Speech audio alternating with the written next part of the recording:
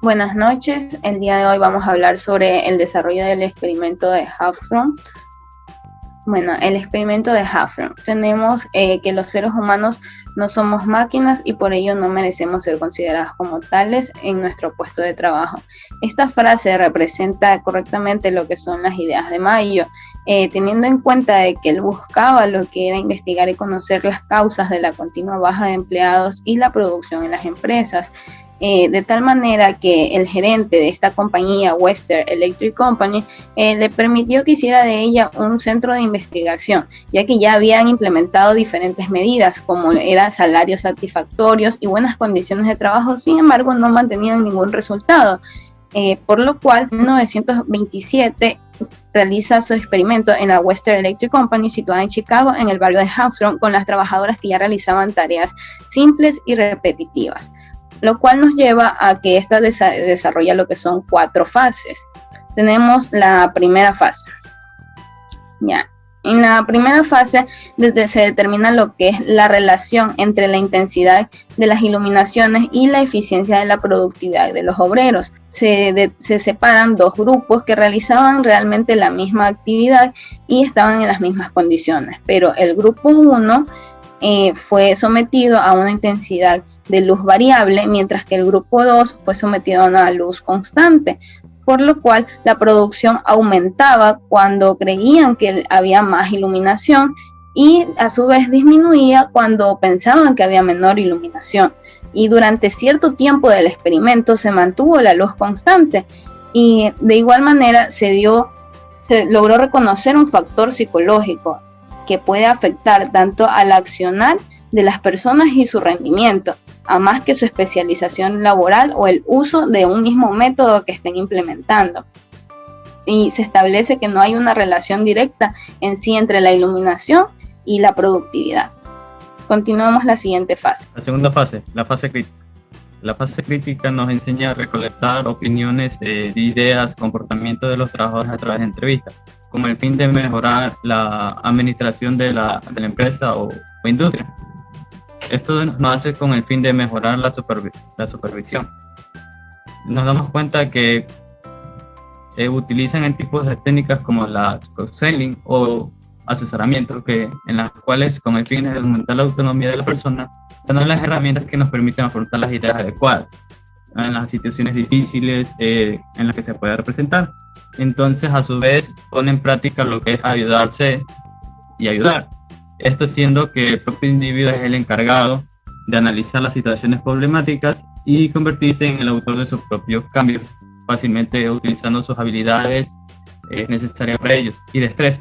Esto con el fin, a la conclusión es que llegamos que en el experimento de Elton Mayo se verificaba a los trabajadores si tenían sus horas de descanso o sus horas de llegadas en las cuales merecían los trabajadores. Bien, yo les voy a hablar sobre la tercera fase. Esta da inicio en septiembre de 1928 con el objetivo de estudiar las relaciones humanas en el espacio laboral.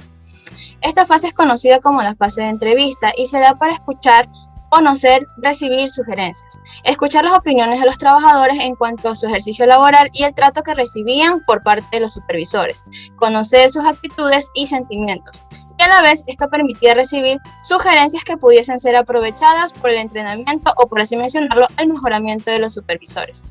Bien, al ser un programa bien escogido por los supervisores como por los obreros, se proyectan hacer las entrevistas de forma anual a todos los trabajadores. No obstante, desde 1928 a 1930 se alcanzaron a entrevistar alrededor de 21.126 empleados, que es un poco más de la mitad del número de trabajadores con los que contaba la empresa, que son 40.000.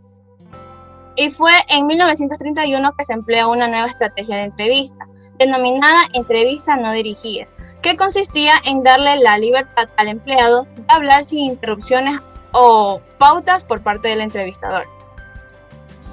En cuanto a los descubrimientos, con esta fase se descubre una organización informal de obreros.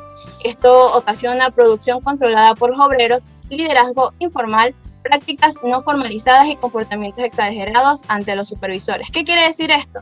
Con producción controlada por los obreros, se refiere a que ellos se organizaban, por así decirlo, si dentro de la empresa los obreros podían obtener 53 productos, se planificaban para solamente producir 50. Y dentro del liderazgo formal, estas planeaciones eran por una persona en específico, y las prácticas no formalizadas eran en cuanto a sanciones entre ellos en caso de que una persona no cumpliera con este objetivo. Y bueno, obviamente esto retrasaría la producción, y tenemos comportamientos exagerados ante los superiores, pues ante un salario menor o ante disgustos, entre ellos hablaban y se veía una actitud diferente en el espacio laboral. Cuarta fase. La cuarta fase del experimento de Hawthorne se llevó a cabo a partir de noviembre de 1931 y culminó en mayo de 1932. Esta fase se desarrolló en la sala de observaciones de montaje de terminales de la propia empresa.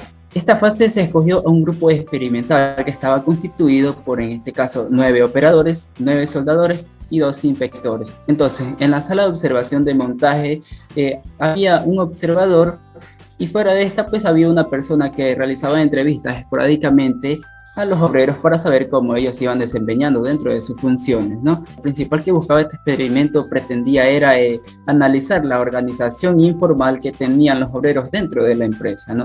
Entonces, ahora, el sistema de pago se realizaba en base a la producción del grupo, es decir, que en las cuales se destaca que los salarios solo podían ser elevados si los obreros en este caso aumentaban lo que era la producción total, ¿no? Entonces, una vez que pasó un tiempo y una vez que ellos estuvieron familiarizados, obviamente, con el grupo experimental, pues el observador pudo constatar, ya sacó sus conclusiones, y era que los obreros, se decía que utilizaban un conjunto de engaños o un conjunto de artimañas en sus funciones. ¿Qué era esto? Que cuando ellos pensaban que obviamente ya habían alcanzado el nivel de producción normal, ellos lo que hacían era reducir el ritmo de trabajo, ¿no?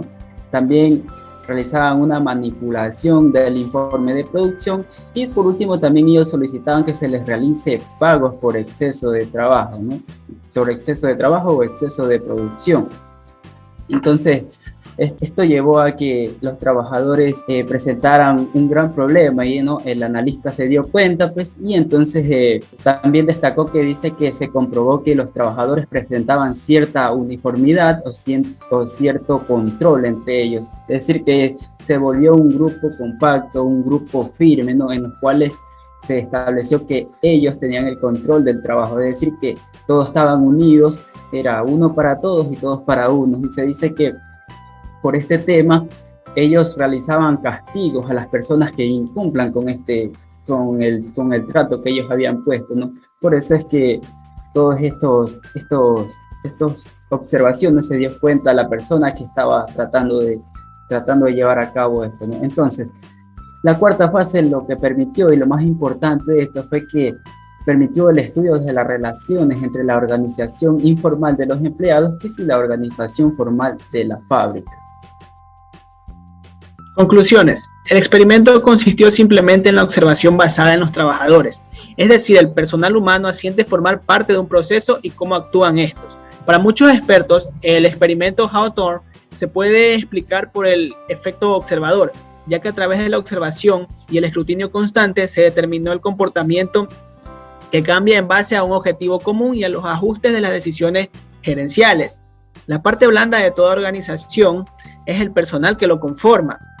Se coincide con estudios de antropología y sociología modernos, aseverando que no se puede estudiar al ser humano parcialmente. Se debe conocer cómo es dentro y fuera de una organización, inclusive su pasado social. Todo estudio parcial lleva a conclusiones engañosas, tal y como se muestra en la siguiente diapositiva. Bien, allí se observa que la parte blanda de toda organización es el personal que lo conforma. Eso quiere decir que el personal es la parte más importante de toda organización. Bien, las motivaciones morales, sociales y culturales tienen mayor incidencia que las motivaciones económicas.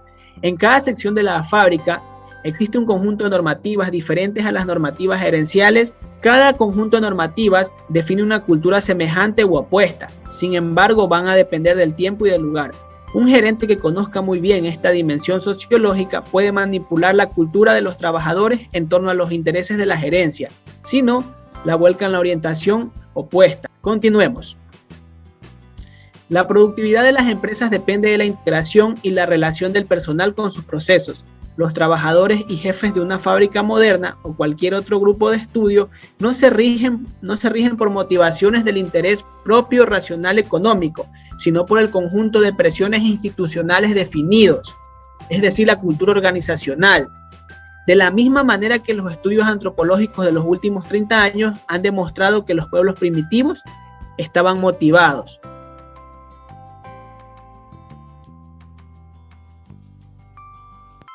Gracias por la atención.